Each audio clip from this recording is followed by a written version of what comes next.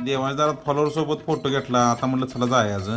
तवर ध्यान झालं की कोयना धरण जवळच आहे. नियोजन करायचं डोक्यात फॅड होतं. तवर आला आईचा फोन. आय म्हणली जायचं नाही, पहिला आहे असं घराकडे ये. पुन्हा एकदा वडापमध्ये बसून निम्मा भाग आत आणि निम्मा भाग बाहेर अशी सर्कस करत आलो पाटणमध्ये. सगळेजण वाट बघत थांबलेली, तसा मी पण थांबलो.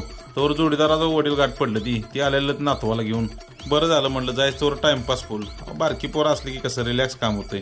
ते आता आजाने नातू म्हणल्यावर आम्हाला न लाभलेलं प्रेम मिळालं. म्हणल्यावर एकच नंबर काम झालं. पण हे खोडोबद बघा, सगळ्या प्रवासात मोबाईल शिवाय काय भानगड करतच नव्हतं. लय हुशाराने एसटी लागलेली, त्यामुळे गर्दी गच होती. पण ह्याच्यासोबत मस्ती करस्तवर 50 किलोमीटर कधी अंतर तोडलं काय कळालंच नाही.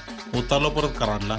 आजा म्हणजे नातवाचा पहिला मित्र. खरंच आहे बरं, खरंच ती नशिबवान नातू असते ती, त्यांना आजोबांचं प्रेम मिळतं. त्यासनी परत घालवली ती कशी तरी वाडापनं. मी आपला थांबलो वाट बघत. अहो आता मेन रस्त्यावर आलोय, त्यामुळे म्हणलं काय पण गावतंय. मोबाईल नाचवस्तवर आली गोकुळची गाडी. म्हणलं एकच नंबर काम झालं. महिंद्रा प्लाझो गावली, त्यामुळे म्हणलं आज डान्सिंग करत